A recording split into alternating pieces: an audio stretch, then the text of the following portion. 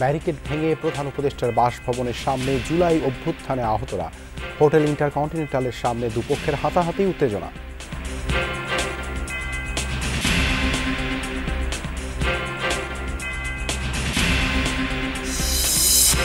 তিতুমির কলেজকে বিশেষ সুবিধা দেওয়ার সুযোগ নেই, সাফ জানিয়ে দিলেন শিক্ষা উপদেষ্টা। কাজ চলছে 7 কলেজ নিয়ে বিশ্ববিদ্যালয় করার। আখিরি মোনাজাতের শেষ ইস্তেমার প্রথম পর্ব। ভোগান্তি নিয়ে বাড়ির পথ ধরেন লাখো মুসল্লি। কাল শুরু হবে দ্বিতীয় পর্ব।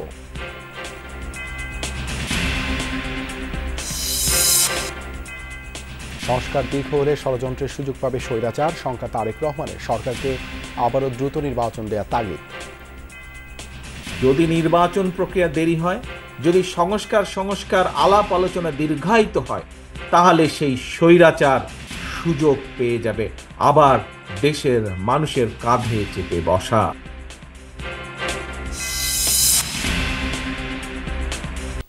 সুচিকিৎসা পুনর্বাসন ক্ষতিপূরণের দাবিতে প্রধান উপদেষ্টার বাসভবন যমুনার সামনে অবস্থান নিয়েছেন বৈষম্য বিরোধী আন্দোলনে আহতরা। দিবাগত রাত 12টার দিকে পুলিশের ব্যারিকেড ভেঙে যমুনার সামনে অবস্থান নেন তারা। এর কয়েক মিনিট পরেই তাদের সঙ্গে কথা বলতে সেখানে উপস্থিত হন বৈষম্য বিরোধী ছাত্র আন্দোলনের আহ্বায়ক হাসনাত আবদুল্লাহ। যমুনার সামনে দেখা যায় আহতরা সেখানে অবস্থান নিয়ে সুচিকিৎসা পুনর্বাসন ক্ষতিপূরণের দাবিতে নানা স্লোগান দিচ্ছেন। এ সময় তারা চিকিৎসা ও ক্ষতিপূরণ দেওয়ার ক্ষেত্রে তাদের সঙ্গে বৈষম্যের অভিযোগ তোলেন। প্রধান উপদেষ্টার বাসভবনের নিরাপত্তায় সেনাবাহিনী মোতায়েন করা হয়েছে। এ সময় হাসনাত আবদুল্লাহ আন্দোলনরতদের প্রতিটি দাবি নিয়ে কথা বলেন।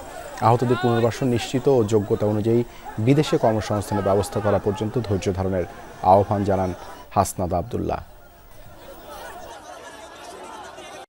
মালয়েশিয়া, তারপর হচ্ছে কাতার, তারপর হচ্ছে কুয়েত, এইসব জায়গাগুলোতে যোগ্যতা অনুযায়ী যেন পাঠাইতে পারে, এটা নিয়ে ম্যাজিস্ট্রেট সারোয়ার, এবারে সমাজ কল্যাণ মন্ত্রণালয়, এরপরে হচ্ছে আপনার বিভিন্ন জায়গায় আউটসোর্সিংয়ে যে লোক নেয় সেখানে ভাই লিস্ট চাওয়া হইতেছে। প্রধান উপদেষ্টার বাসভবন যমুনার সামনে অবস্থান নিয়েছে আন্দোলনে আহতরা। সেখানে কথা বলছেন বৈষম্য বিরোধী ছাত্র আন্দোলনের সমন্বয়ক হাসনাত আবদুল্লাহ। সরাসরি যাচ্ছে সেখানে। বাস্তবায়ন হয়েছে এই 5 মাসে, আপনারা সেটা বলেন। এটাই বলেন। এই যে 5 আগস্ট সরকার গেল, সরকার পাওয়ার পরে গত 28 তারিখ দেখলাম এটা রিপোর্ট আসছে যে এই পর্যন্ত 136টা আন্দোলন হয়েছে। ভাই অনেক কষ্ট, ভাই অনেক কষ্ট অবশ্যই, এবং সবাই আদায় করছে মোকাবেলা করছে। কারো চোখ গেছে, রাত গেছে, স্বৈরাচার গেছে, মনে করেন না, বরং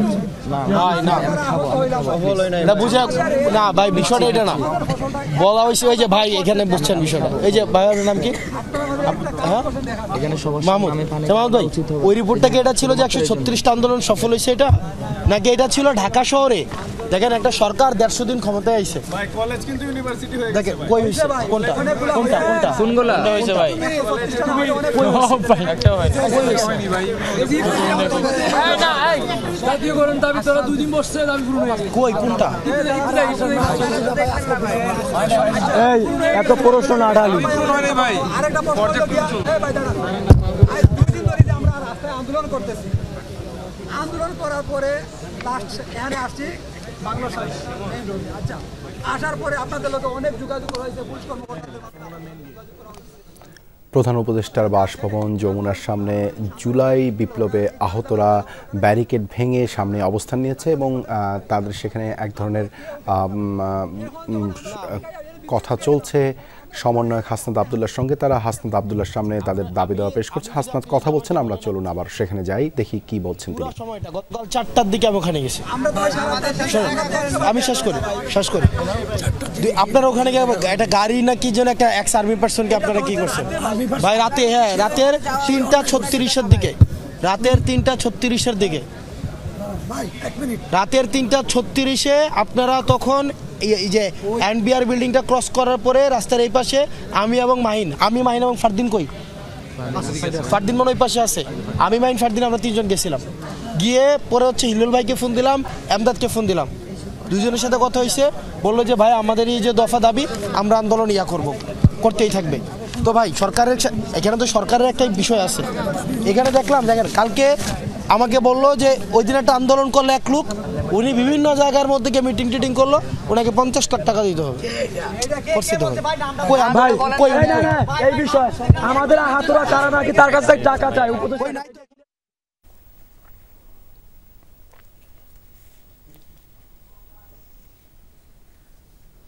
বৈষম্য বিরোধী ছাত্র আন্দোলনের অন্যতম সমন্বয়ক হাসনাত আব্দুল্লাহ কথা বলছিলেন। জুলাই বিপ্লবে আহত যারা রয়েছেন তাদের সঙ্গে প্রধান উপদেষ্টার বাসভবন যমুনার সামনে এই মুহূর্তে তারা অবস্থান নিয়েছেন। এর আগে হোটেল ইন্টারকন্টিনেন্টালের সামনে জুলাই অভ্যুত্থানে আহতদের ব্যারিকেড দিয়ে আটকে দেয় পুলিশ। সেখানে অবস্থান কর্মসূচি নিয়ে আহতদের অন্য একটি পক্ষের সাথে হাতাহাতিও হয়। তাদের দাবি আদায় না হওয়া পর্যন্ত সড়কে অবস্থান করার কথা বলছেন আন্দোলনকারীরা। জুলাই বিপ্লবে আহতদের কয়েকজন মিছিল নিয়ে প্রধান উপদেষ্টার বাসভবনের দিকে যেতে চাইলে হোটেল ইন্টারকন্টিনেন্টালের সামনে আটকে দেয় পুলিশ। হঠাৎই শুরু হয় বাকবিতণ্ডা। কিছু বুঝে ওঠার আগেই তা গড়ায় ধাক্কাধাক্কি ও হাতাহাতিতে। এতে আহতও হয় বেশ কজন আন্দোলনকারী। পরে জানা যায় কোন্দলে জড়ায় জুলাই গণ অভ্যুত্থানে আহতদের দুই পক্ষ। সড়কে অবস্থান নেয়া আন্দোলনকারীদের অভিযোগ, একটি পক্ষ পরিকল্পিতভাবে বিশৃঙ্খলা সৃষ্টি করছে।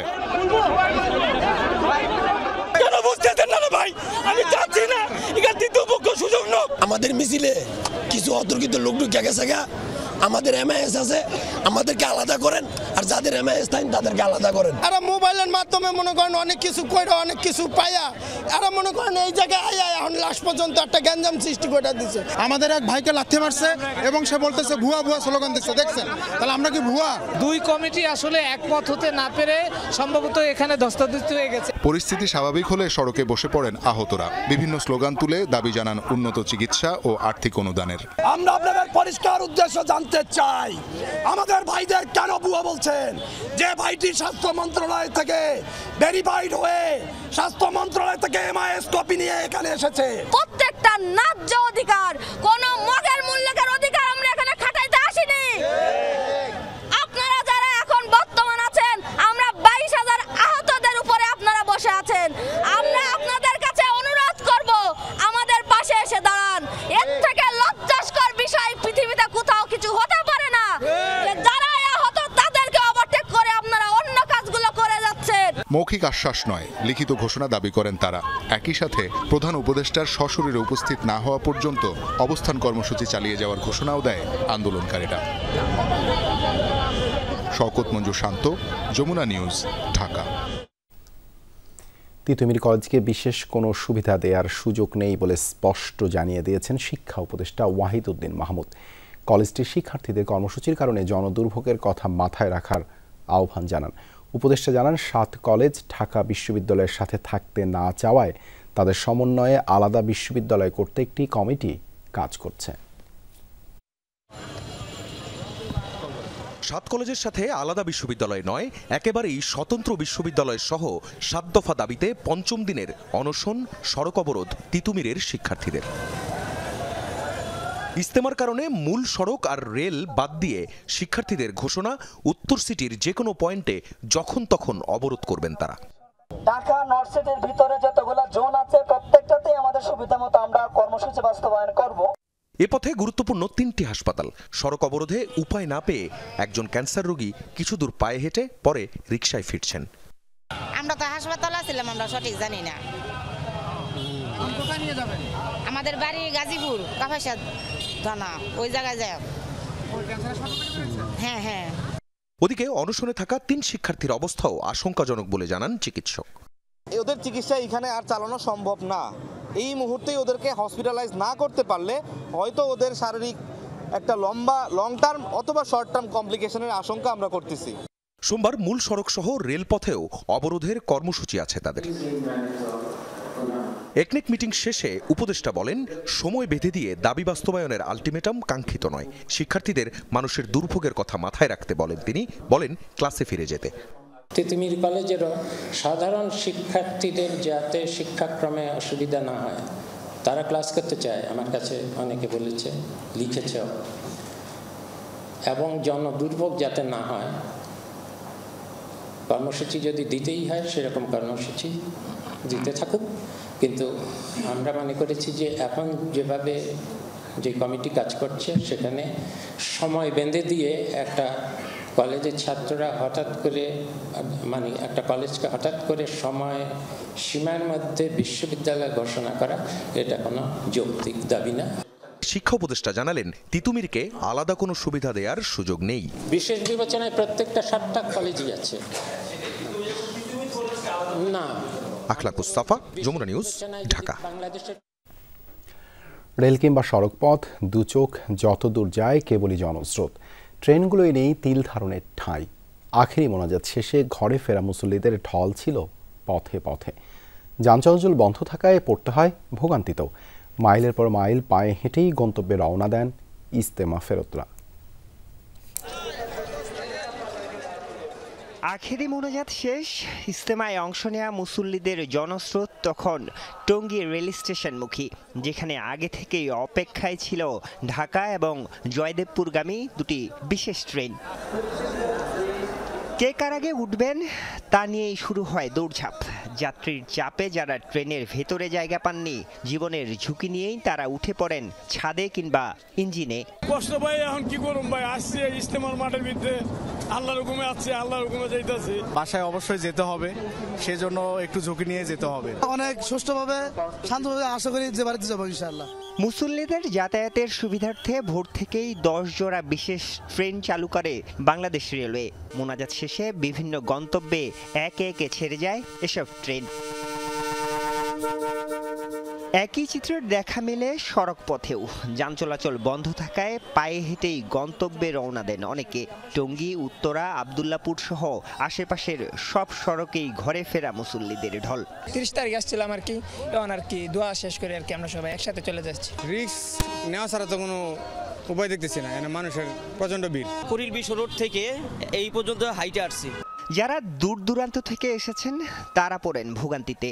ভারী ব্যাগ বিছানা মাথায় পিঠে নিয়ে বাস, ট্রাক যে যা পেরেছেন উঠে পড়েছেন তাতেই। প্রথম পর্বের এই ইজতেমায় অংশ নেন সারা দেশ থেকে আসা কয়েক লাখ মুসল্লি। তাবলিগ জামাতের বিবদমান দুটি পক্ষের বিরোধের কারণে এবারের ইজতেমা ঘিরে অনেকেই ছিলেন শঙ্কায়। সেই শঙ্কা কাটিয়ে শেষ পর্যন্ত সুষ্ঠু এবং শান্তিপূর্ণভাবে শেষ হয়েছে প্রথম পর্বের ইজতেমা, যেখানে অংশ নিয়ে দেশ, জাতি এবং সারা বিশ্বের মুসলিম উম্মার শান্তি কামনায় দোয়া করেন এইরকম লাখো মুসল্লি। আরিফুর রহমান সবুজ, যমুনা নিউজ, টঙ্গী। মুসলিম বিশ্বের ঐক্য, মানবতার শান্তি, সমৃদ্ধি কামনায় শেষ হয়েছে তাবলিগ জামাতের ইজতেমার প্রথম পর্ব। 3 দিন ব্যাপী ইজতেমার শেষ দিনে মোনাজাতে অংশ নেন কয়েক লাখ ধর্মপ্রাণ মানুষ। এদিন সকাল থেকে দলে দলে মুসল্লিরা আসতে থাকেন তুরাগ অভিমুখে। কেউ হেঁটে, কেউ বা গাড়িতে, যে যার মতো করে পৌঁছে যান ইজতেমা ময়দানে। মোনাজাত শুরুর আগেই যতদূর চোখ যায় শুধু মানুষ আর মানুষ। তাদের নিয়ে মোনাজাত পরিচালনা করেন মাওলানা জুবায়ের। সংকট, যুদ্ধ বিগ্রহকে ক্লান্ত মুসলিম বিশ্বের জন্য দোয়া করা হয় আখেরি মোনাজাতে। অতীত নেতিবাচক কৃতকর্মের পানা চেয়ে ইজতেমার শিক্ষা যাতে কাজে লাগে জীবনের সব ক্ষেত্রে, সেই দোয়া ছিল আল্লাহর কাছে। মোনাজাত শেষে ফিরতি পথ ধরেন আগতরা বলছেন, ইজতেমা যেখানে শেষ সেখান থেকেই ঈমান আমলের দাওয়াতের কাজটা শুরু হলো। কাল থেকে শুরু হবে ইজতেমার দ্বিতীয় পর্ব।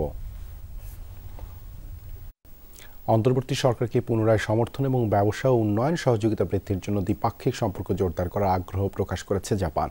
জাপানের পররাষ্ট্র বিষয়ক ও সংসদীয় উপমন্ত্রী ইকুইনা আকিকো রাষ্ট্রীয় অতিথি ভবন যমুনায় সাক্ষাৎকারে প্রধান উপদেষ্টা ডক্টর মোহাম্মদ ইউনূসকে এই বার্তা জানান। আকিকো জানান, জাপান বাংলাদেশের সঙ্গে সম্পর্ককে গুরুত্ব দেয় এবং সবসময় সমর্থন দিয়ে এসেছে। বাংলাদেশের প্রতি প্রতিশ্রুতি পুনর্ব্যক্ত করা এবং দ্বিপাক্ষিক সম্পর্ক আরও দৃঢ় করা সফরের উদ্দেশ্য বলে অভিমত ব্যক্ত করেন আকিকো। প্রধান উপদেষ্টা জাপানকে বাংলাদেশের ঘনিষ্ঠ মিত্র ও সহায়ক বন্ধু হিসেবে উল্লেখ করে বলেন, এই ঐতিহাসিক সময়ে দুদেশের মধ্যে দৃঢ় সহযোগিতা প্রয়োজন। বলেন, জাপান বাংলাদেশের একক বৃহত্তম দ্বিপাক্ষিক উন্নয়ন অংশীদার, যা বছরের পর বছর ধরে বাংলাদেশের সামাজিক ও অর্থনৈতিক উন্নয়নে ধারাবাহিক ও উদার সহায়তা দিয়ে আসছে। দুই দেশের দ্বিপাক্ষিক বাণিজ্য বর্তমানে প্রায় $4 বিলিয়ন এবং জাপান বাংলাদেশের শীর্ষ 5টি রপ্তানি গন্তব্যের একটি। বর্তমানে বাংলাদেশে 350টিরও বেশি জাপানি কোম্পানি কার্যক্রম পরিচালনা করছে।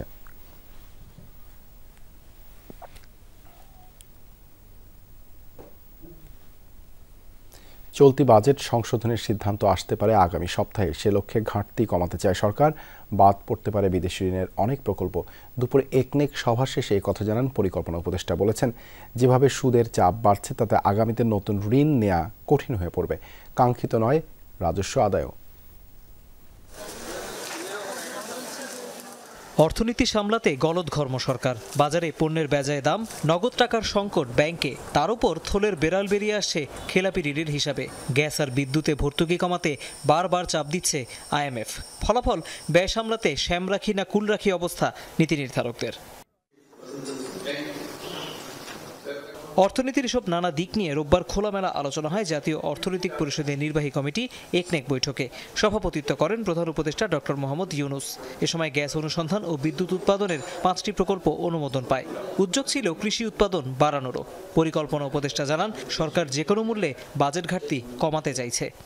বাজেট ব্যবস্থাপনায় বলি বা অর্থনৈতিক উন্নয়ন প্রবৃদ্ধির কথাই বলি, আমাদের এখন যেই অত্যন্ত নিম্ন হারের যে রাজস্ব সংগ্রহের হার, এটা না বাড়িয়ে বাংলাদেশে কোনো বাজেটের ব্যবস্থাপনা বা দেশের সামগ্রিক অর্থনীতির ভারসাম্যের ব্যবস্থাপনা করা খুবই কঠিন।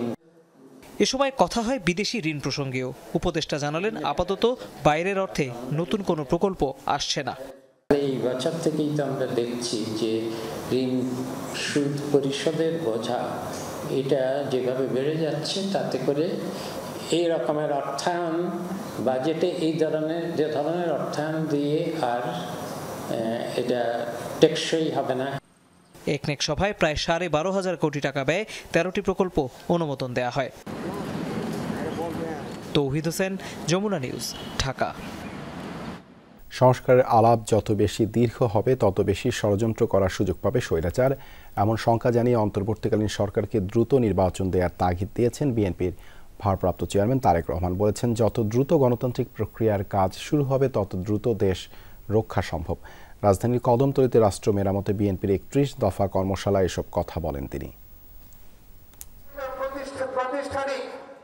ক্ষমতায় গেলে কি করবে বিএনপি? 31 দফার সেই ধারণাপত্র নিয়ে এবার কর্মশালা শুরু হয়েছে রাজধানীতে। কদমতলীতে আয়োজিত কর্মশালায় অংশ নেন ঢাকা 4 ও ঢাকা 5 আসনের বিএনপির বিভিন্ন পর্যায়ের নেতাকর্মীরা। নেতারা তুলে ধরেন সুশাসন আর উন্নয়ন নিয়ে বিএনপির দায়বদ্ধতার কথা। ভার্চুয়ালি অংশ নিয়ে ভারপ্রাপ্ত চেয়ারম্যান তারেক রহমান সংস্কার নিয়ে বিএনপির দীর্ঘ ইতিহাস তুলে ধরেন। বলেন, 2.5 বছর আগে ঘোষিত বিএনপির 31 দফার সাথে সরকারের সংস্কার প্রস্তাবনার খুব বেশি ফারাক নেই। যদি নির্বাচন প্রক্রিয়া দেরি হয়, যদি সংস্কার আলাপ আলোচনা দীর্ঘায়িত হয়, তাহলে সেই স্বৈরাচার সুযোগ পেয়ে যাবে আবার দেশের মানুষের কাঁধে চেপে বসার। সম্মানিত ব্যক্তিবর্গ যারা সংস্কারের কথা বলছেন, আপনাদের সকলের কাছে রাজনৈতিক দলের অবস্থান থেকে আপনাদের কাছে আহ্বান জানিয়ে বলতে চাই, সংস্কার বক্তব্য রেখে দয়া করে এই আলাপ দীর্ঘায়িত করবেন না। কারণ আপনারা আলাপ যত দীর্ঘায়িত করবেন, দেশ তত বেশি সংকটের মুখে পড়বে। ভোটের অধিকারের জন্য গত 15 বছরে হাজারো মানুষের জীবনদানের কথা তুলে ধরেন তারেক রহমান। বলেন, দ্রুত নির্বাচন হলে জবাবদিহিতা ও সমস্যার জট খুলতে শুরু করবে। কোনো ব্যক্তি বলেন যে নির্বাচন হলেই কি সব সমস্যার সমাধান হয়ে যাবে? সাথে সাথে সব সমস্যার সমাধান হবে না, কিন্তু নির্বাচন হলে নির্বাচনের মাধ্যমে, জনগণের ভোটের মাধ্যমে, জনগণের রায়ের মাধ্যমে যেই দল বা যেই ব্যক্তি বা যারা দেশ পরিচালনার সুযোগ পাবে, তখন সমস্যার যে জট, সমস্যার যে গিট্টু, সেগুলো আস্তে আস্তে আস্তে খোলা ধরবে। সংস্কারকে যত দ্রুত বাস্তবায়ন করা যাবে, দেশের মানুষকে তত দ্রুত আমরা বিপদ থেকে রক্ষা করতে পারবো। কর্মশালায় দলীয় নেতাকর্মী ও সাধারণ মানুষের নানা প্রশ্নের উত্তর দেন বিএনপির শীর্ষ নেতা। উল্লেখ করেন, 10 টাকা কেজি চাল দেওয়ার মতো মিথ্যা আশ্বাস নয়, বরং বাস্তবতার আলোকে মানুষের ভাগ্যের উন্নয়ন করতে চায় বিএনপি। আল্লাহর রহমতে দেশের মানুষের সমর্থনে সরকার গঠন করতে সক্ষম হই, তাহলে আমরা এই 31টি বিষয়ের প্রতি মনোযোগ দিব এবং আমরা বিশ্বাস করি এই 31টি বিষয় যদি আমরা কাজ শুরু করতে পারি, তাহলে দেশের মানুষের অবস্থা এবং দেশের অবস্থা কিছুটা হলেও আমরা ভালো করতে পারবো, বেটার করতে পারবো। কদমতলীর পর ধারাবাহিকভাবে আগামী 10 দিন রাজধানীর অন্যান্য থানার নেতাকর্মীরা বিএনপির 31 দফার এমন কর্মশালায় অংশ নেবেন। আরিফিন শাকিল, যমুনা নিউজ, ঢাকা। দালানবাড়ির ব্যক্তিরাও নিচ্ছেন টিসিবির পণ্য। এক পরিবারের 3-4 জনও পাচ্ছেন ভর্তুকি দামের তেল, চিনি। যাচাই হলে বাদ যাবে আরও 20 লাখ কার্ড, এমন মন্তব্য করেছেন বাণিজ্য উপদেষ্টা। আশ্বস্ত করে বলেন, রোজায় পণ্যের ঘাটতি হবে না। এসালম পালিয়ে গেলেও মজুত করা হয়েছে পর্যাপ্ত ভোগ্যপণ্য। বক্তারা মনে করেন, নীতির দুষ্টচক্রে অস্থির বাজার। চাঁদাবাজি এখনও বন্ধ হয়নি। গেল সরকারের মতোই নীতি চলমান। বাজার ব্যবস্থা নিয়ন্ত্রণে ব্যর্থ হয়েছে সরকারি প্রতিষ্ঠান। দেশে দীর্ঘ সময় ধরে চলমান উচ্চ মূল্যস্ফীতি নিয়ন্ত্রণে নানামুখী উদ্যোগ আছে, কিন্তু কমছে না মানুষের দুর্দশা। সকালে দৈনিক বণিক বার্তার আয়োজনে বাজার তত্ত্বাবধানের কৌশল অনুসন্ধান বিষয়ে সেমিনারে উঠে আসেন নানা দিক। বলা হয়, বাজার ব্যবস্থার অরাজকতায় কষ্টে আছে সাধারণ মানুষ।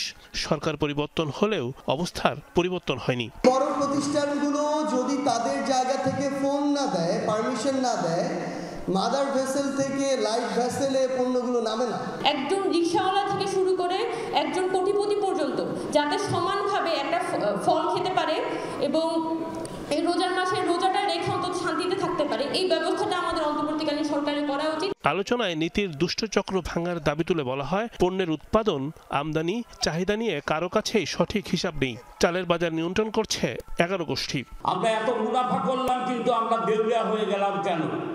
তাহলে কি আমাদের টাকা বিদেশ চলে গেল, মানি লন্ডারিং করলাম? চাল কিনতে গেলে চিনি দিয়ে দেওয়া হয়, এই আটা কিনতে গেলে লবণ দিয়ে দেওয়া হয়, এটা কিনতে গেলে ওটা দিয়ে দেওয়া হয়।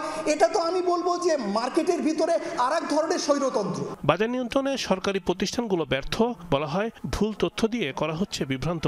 102 প্রতিষ্ঠানের বিরুদ্ধে মামলা করেছে প্রতিযোগিতা কমিশন, কিন্তু 52টি রায়ের বিরুদ্ধে হয়েছে আপিল। অবকাঠামোর উন্নয়ন যদি না করতে পারি, তখন আসলে আমি কোনোভাবেই কিন্তু চেষ্টা করলে এই কস্টগুলো আমি আসলে মিনিমাইজ করতে পারবো না।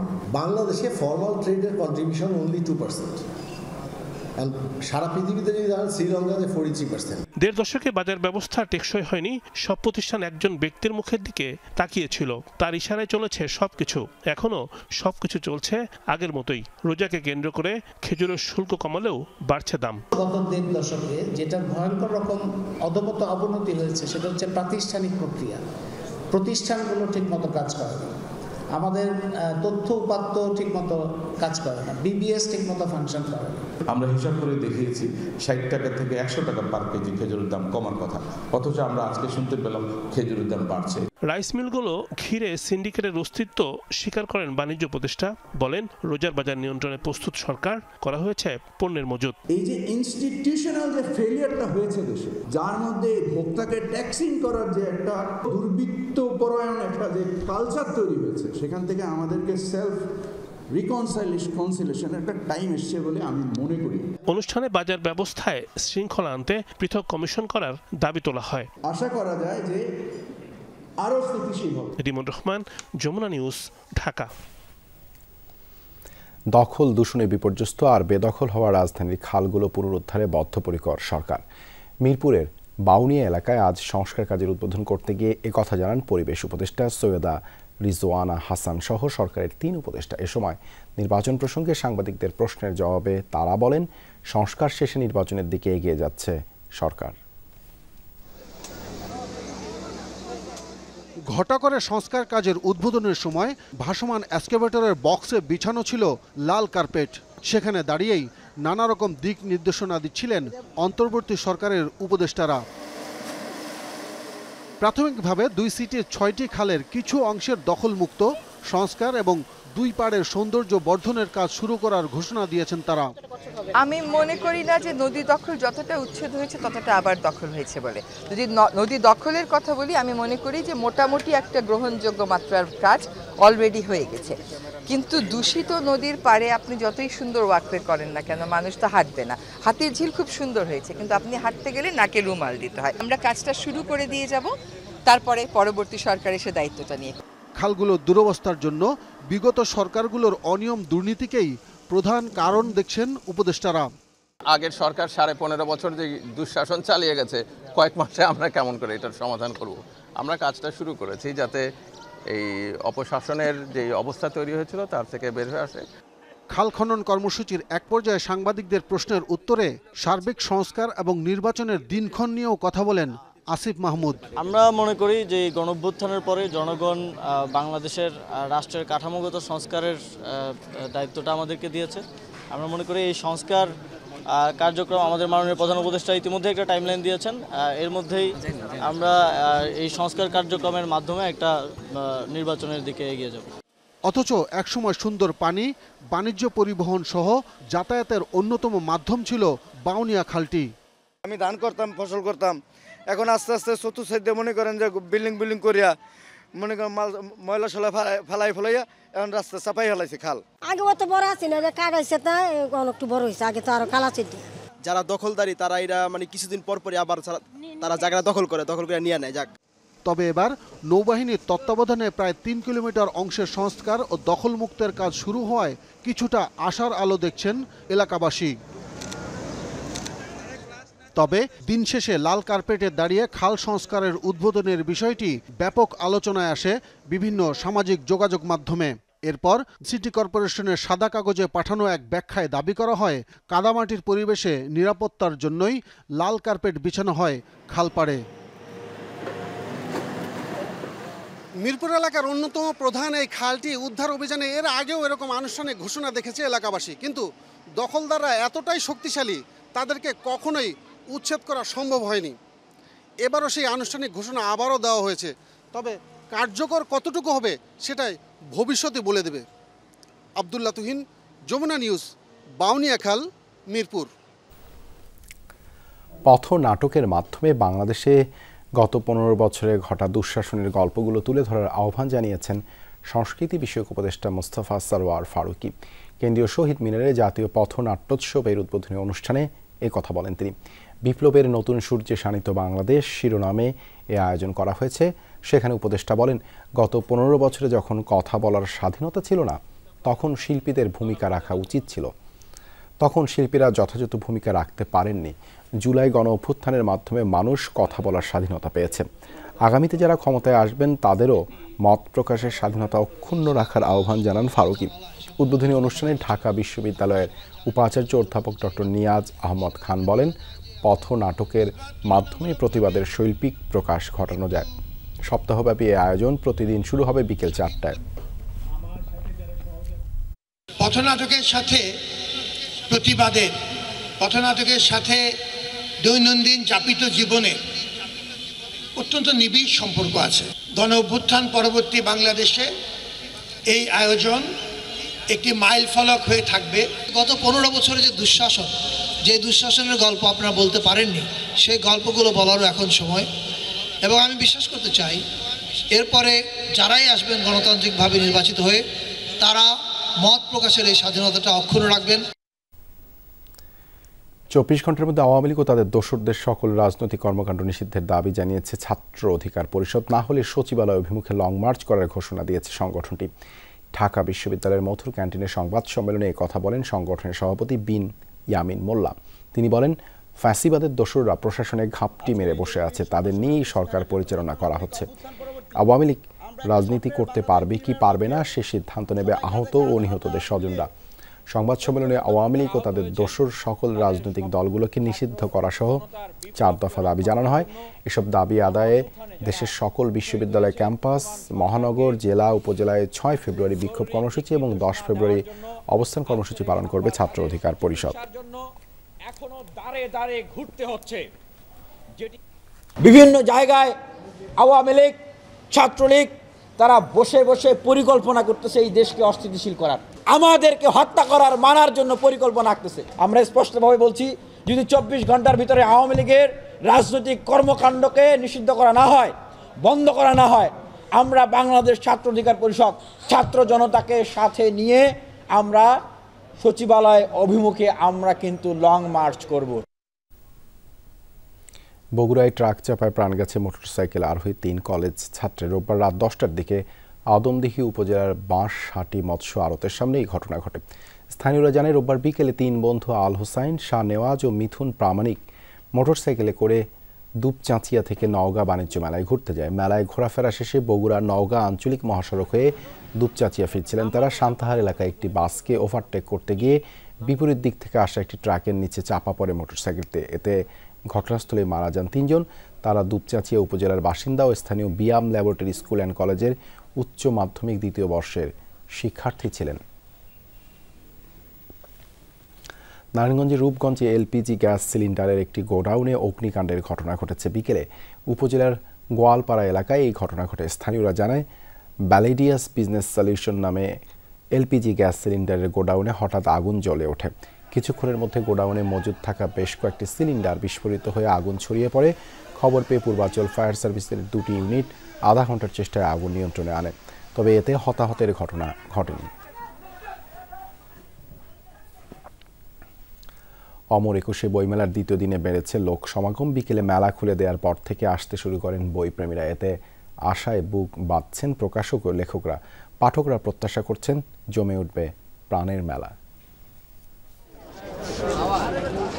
ফেব্রুয়ারি মানেই নতুন বইয়ের ঘ্রাণে মাতোয়ারা হবেন বইপ্রেমীরা। তাই তো বিকাল থেকেই মেলা প্রাঙ্গণে মানুষের স্রোত। পছন্দের প্রকাশনী কিংবা লেখকের বইয়ের ঠিকানা খুঁজে নেওয়াটাই লক্ষ্য এখন।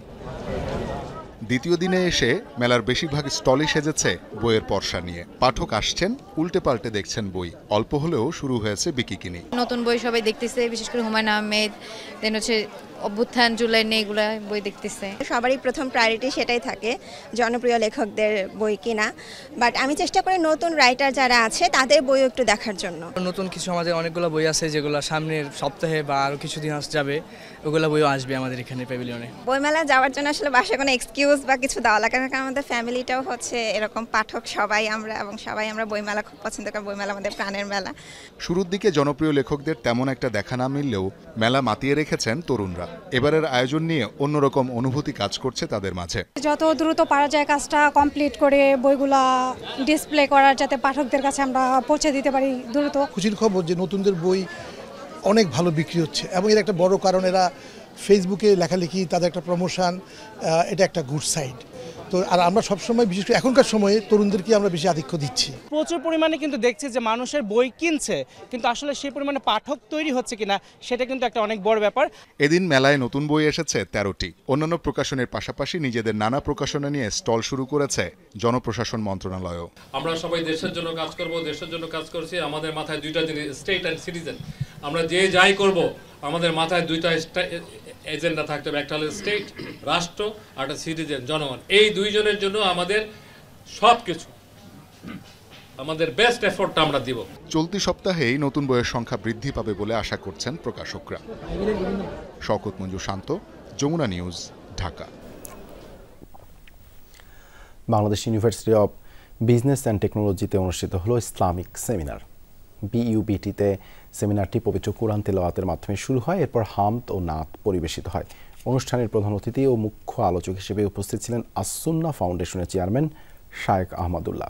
সেমিনারে ছাত্র ও যুব সমাজের সামাজিক ও নৈতিক মূল্যবোধ উন্নয়ন এবং চারিত্রিক উৎকর্ষতা সাধনে ইসলামের ভূমিকা নিয়ে আলোচনা করেন তিনি। বলেন, প্রযুক্তির অপব্যবহার যুব সমাজের নৈতিক অবক্ষয় ঘটাতে পারে, তাই ইসলামের শিক্ষাকে যথাযথভাবে বোঝা এবং তা অনুসরণ করার তাগিদ দেন শায়েখ আহমদুল্লাহ। সেমিনারে সভাপতিত্ব করেন বিইউবিটির উপাচার্য professor doctor ABM Shawkat Ali. আমাদের এই প্রিয় স্বদেশকে যদি আমাদের উন্নতি ঘটাতে হয়, এটাকে যদি বিশ্বের দরবারে মাথা উঁচু করে এটাকে নিয়ে দাঁড়াতে হয়, তাহলে আমাদের মধ্যে নৈতিকতা, মোরালিটি, এটার উন্নয়নের কোনো বিকল্প পথ আমাদের সামনে খোলা নেই। ওমানে অনুষ্ঠিত হয়েছে পরিচিতি ও মতবিনিময় সভা। বাংলাদেশ সোশ্যাল ক্লাব ওমানের নোয়াখালী উইংয়ের নবগঠিত এক্সিকিউটিভ কমিটির সদস্য ও নেতৃবৃন্দের সাথে এই সভা করেন সংগঠনটির এক্সিকিউটিভ কমিটি। প্রবাসী নিজ নিজ এলাকার প্রবাসীদের কল্যাণে কাজ করার প্রত্যাশা ব্যক্ত করেন নতুন কমিটির সদস্যরা। পাশাপাশি কামনা করেন সকলের সহযোগিতা। ওমান থেকে সহকর্মী মোহাম্মদ রফিকুল্লাহর পাঠানো তথ্য ও ছবি নিয়ে বিস্তারিত। ওমানে বর্তমানে বাস করছেন 8 লাখেরও বেশি প্রবাসী বাংলাদেশি, যার মধ্যে 1.5 লাখের বেশি নোয়াখালী, ফেনী ও লক্ষ্মীপুর অধিবাসী। এই প্রবাসীদের সংগঠন বাংলাদেশ সোশ্যাল ক্লাব ওমান। গঠিত হয়েছে ক্লাবের বৃহত্তর নোয়াখালী উইংয়ের নতুন কমিটি। শনিবার ছিল নবগঠিত কমিটির মতবিনিময় ও পরিচিতি সভা। উদ্বোধন করেন ক্লাবের ভারপ্রাপ্ত সাধারণ সম্পাদক আনোয়ার হোসেন। সভাপতি সেলিম উদ্দিনের সভাপতিত্বে অনুষ্ঠানে উপস্থাপনা করেন ভারপ্রাপ্ত সাধারণ সম্পাদক আব্দুল কাদের। সভায় প্রধান অতিথি হিসেবে বক্তব্য প্রদান করেন সংগঠনের চেয়ারম্যান সিরাজুল হক। অনুরোধ এবং স্বনির্বদ্ধ আবেদন, আমরা এখানে যাই করি আমরা এই দেশের আইনের ভিতরে থাকি করব, এই দেশের আইন মেনে করব, কোনো অবস্থাতে যেন দেশের বদনাম না হয়। যে দায়িত্ব অর্পণ করা হয়েছে আপনি আপনার নিষ্ঠা এবং সততার সাথে আপনি আপনার কর্তব্য পালন করবেন। জনহিতকর এবং বাস্তবমুখী যেসব সমাজ কর্মযোগগুলো আছে সেই কাজগুলো সোশ্যাল ক্লাব করে যাচ্ছে। বৃহত্তর নোয়াখালী হয়েছে যে সমস্ত বাংলাদেশিরা বিভিন্ন সমস্যার মধ্যে থাকে আমরা তাদেরকে সহযোগিতা করা। সেলিম উদ্দিনকে সভাপতি ও আবু ইউসুফকে সাধারণ সম্পাদক করে 18 সদস্য বিশিষ্ট 2 বছর মেয়াদী বৃহত্তর নোয়াখালী উইং এর কার্যকরী কমিটি ঘোষণা দেওয়া হয়। এ সময় নিজেদের ভবিষ্যৎ পরিকল্পনা তুলে ধরেন কমিটির সদস্যরা। প্রথম কমিউনিটি উইং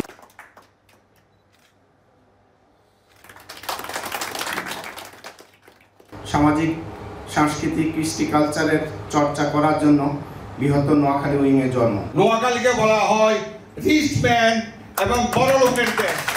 আপনারা কথায়, কাজে, কর্মে, প্রোগ্রামে এবং নীতি নৈতিকতা এবং ডিসিপ্লিন মেনটেন করবেন। নতুন নেতৃত্ব বিদেশের মাটিতে প্রবাসীদের অধিকার রক্ষা ও জনকল্যাণে কাজ করার প্রত্যয় জানিয়েছে। সাবরিনা নুসরাত, যমুনা নিউজ। ওমানের নতুন ঠিকানায় যাত্রা শুরু হলো দেশীয় প্রতিষ্ঠান গালফ ওভারসিজ এক্সচেঞ্জের। সকালে রাজধানী মাস্কাটের উপশহর সিপ বাজারের নতুন ঠিকানায় পুনরায় চালু হয়েছে কার্যক্রম। উদ্বোধন হয় নতুন শাখার, ফিতা কেটে এর উদ্বোধন করা হয়। উপস্থিত ছিলেন প্রতিষ্ঠানের সিইও ইফতেখারুর হাসান চৌধুরী। বলেন, এই প্রতিষ্ঠানের মাধ্যমে বৈধ পথে সহজেই দেশে পাঠানো যাবে রেমিট্যান্স। ওমানের যে কোনো প্রান্ত থেকে ব্যাংক, বিকাশ বা রকেটের মতো মোবাইল অ্যাপেও মুহূর্তেই দেশে পাঠানো যাবে অর্থ। তাছাড়া ওমানি মুদ্রার বিনিময়ে টাকার ভালো মূল্য দেয়া হবে বলেও জানান তিনি। এ সময় আরও উপস্থিত ছিলেন গালফ ওভারসিজ এক্সচেঞ্জের সিনিয়র কর্মকর্তা, কর্মচারী সহ অন্যান্যরা।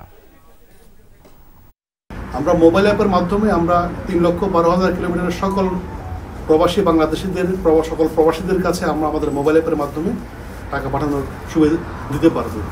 আমরা মনে করি কারো হাতে মোবাইল অ্যাপ থাকা মানে হাতে হাতে গালফ এক্সচেঞ্জ থাকা। বাংলাদেশের বিভিন্ন অ্যাকাউন্ট ক্রিয়েট ফ্যাসিলিটিস সহ বিকাশ করার সুযোগ রয়েছে বৈধ পথে।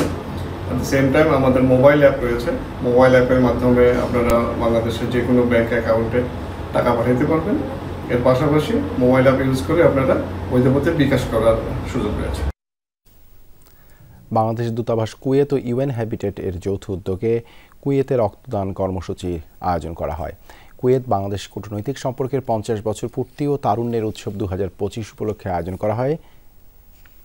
গেল শুক্রবার জাবরিয়া এলাকায় কুয়েত সেন্ট্রাল ব্লাড ব্যাংকে দিনভর এই কর্মসূচি পালন করা হয়। যৌথভাবে কর্মসূচিটির উদ্বোধন করেন কুয়েতে নিযুক্ত বাংলাদেশের রাষ্ট্রদূত মেজর জেনারেল সৈয়দ তারেক হোসেন এবং ইউএন হ্যাবিটেট কুয়েতের প্রধান ডক্টর আমিরা আল হাসান। এতে দূতাবাসের বিভিন্ন কর্মকর্তা কর্মচারীরা অংশ নেন। বাংলাদেশের পাশাপাশি এই কর্মসূচিতে অংশ নেয় নেপাল, মায়ানমার, লাওস সহ দক্ষিণ এশিয়ার বিভিন্ন দেশের বহু কূটনৈতিক ও প্রবাসী।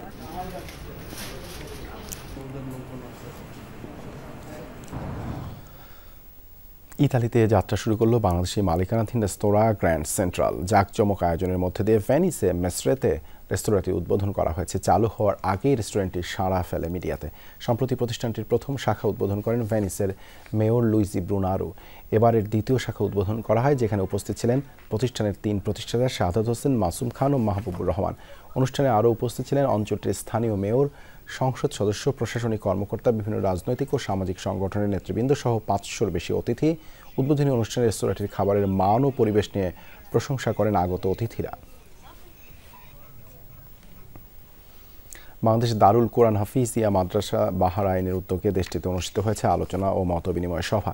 রাজধানী মানামায় দারুল কোরআন হাফিজিয়া মাদ্রাসার হল রুমে পবিত্র কোরআন তেলাওয়াতের মধ্যে দিয়ে শুরু হয় অনুষ্ঠান। এতে সভাপতিত্ব করেন মোহাম্মদ নিজামুদ্দিন এবং যৌথ পরিচালনা করেন মাওলানা আতাউর রহমান ও মিজানুর রহমান।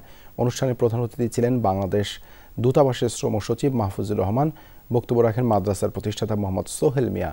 এছাড়াও উপস্থিত ছিলেন বাংলাদেশ বিজনেস ফোরামের সভাপতি আইনুল হক, জসিম উদ্দিন, আব্দুর রহমান, মোহাম্মদ ইমান সহ অনেকে।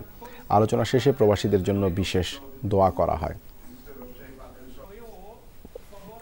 এই মাদ্রাসার যারা পরিচালক এবং শিক্ষক সবাইকে অসংখ্য ধন্যবাদ জানাচ্ছি। আসলে বিদেশের মাটিতে এত সুন্দর একটা প্রতিষ্ঠান চালু রাখার জন্য। আসলে বাহরাইনে বাংলাদেশি কমিউনিটির মধ্যে সমস্ত কিছুই ছিল, এই একটা জিনিসের শর্ট ছিল, আলহামদুলিল্লাহ এটা এখন পূরণ হয়েছে।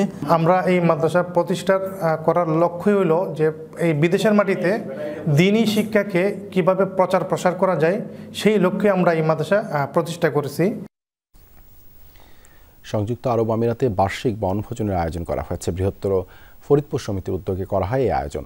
আজমান শহরের একটি বাগান বাড়িতে বিভিন্ন আয়োজনের মাধ্যমে চলে দিনব্যাপী বনভোজন। প্রবাসীদের বিভিন্ন সামাজিক সংগঠনের নেতা কর্মী, কবি, সাহিত্যিক, সাংবাদিক সহ উপস্থিত ছিলেন দেশটির বিভিন্ন প্রদেশে বসবাসরত বৃহত্তর ফরিদপুরের প্রবাসীরা। ক্রীড়া প্রতিযোগিতা, শিশুদের চিত্রাঙ্কন, বিভিন্ন সাংস্কৃতিক অনুষ্ঠান সহ বিভিন্ন বিনোদনমূলক কর্মকাণ্ডের মাধ্যমে এই দিনটি উপভোগ করেন প্রবাসীরা। সংগঠনের সভাপতি বুলবুল আহমেদ মুকুলের সভাপতিত্বে অনুষ্ঠানটি পরিচালনা করেন সাধারণ সম্পাদক খন্দকার মিজানুর রহমান। আরও উপস্থিত ছিলেন এইচ.এম. শওকত মোল্লা, মামুনুর রশিদ, শফিকুল ইসলাম সহ অনেকে। অনুষ্ঠান শেষে প্রতিযোগিতায় বিজয়ীদের হাতে পুরস্কার তুলে দেয়া হয়। সংযুক্ত আরব আমিরাতে আমরা সবসময় চেষ্টা করি এইখানে যারা প্রবাসী আছে, আমাদের বৃহত্তর ফরিদপুর সহ অন্য অন্য জেলা সমূহ যারা আছে, তাদের সুখে দুঃখে পাশে থাকার চেষ্টা করি। ফরিদপুর সমিতি সহ এই কমিউনিটির সুখে দুঃখে ফরিদপুর সমিতি আপনাদের সঙ্গে সবসময় আছে, থাকবে ইনশাল্লাহ।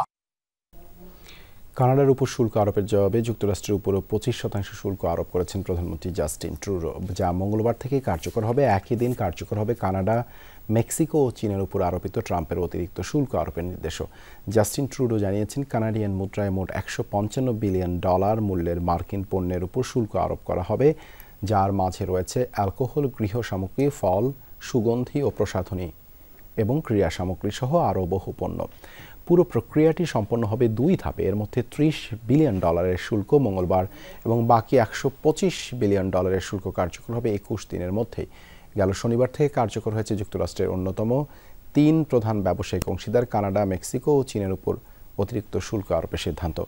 ট্রাম্পের এই পদক্ষেপকে অযৌক্তিক বলে আখ্যা দিয়েছে কানাডা। মার্কিন প্রেসিডেন্ট নির্বাচনে ডোনাল্ড ট্রাম্পের কাছে কামালা হ্যারিসের ভরাডুবির পর এবার নেতৃত্বের রদবদল আনল ডেমোক্রেটিক পার্টি। শনিবার কেন মার্টিনকে দলটির ন্যাশনাল কমিটির চেয়ারম্যান নির্বাচিত করা হয়েছে। ডেমোক্রেটরা প্রেসিডেন্ট নির্বাচন তো হেরেছেই, কংগ্রেসের উচ্চকক্ষ এবং নিম্নকক্ষ এখন রিপাবলিকান পার্টির নিয়ন্ত্রণে। রাজনৈতিকভাবে কোণঠাসা হয়ে পড়া এই দলটিকেই পুনর্গঠনের দায়িত্ব দেওয়া হচ্ছে কেন মার্টিনকে। বর্তমানে এই রাজনীতিবিদ ডেমোক্রেটদের মিনেসোটা ভিত্তিক অঙ্গ সংগঠন ডেমোক্রেটিক ফার্মার লেবার পার্টির চেয়ারম্যান হিসেবে দায়িত্ব পালন করছেন। এছাড়া ন্যাশনাল কমিটির ভাইস চেয়ারম্যানও ছিলেন তিনি।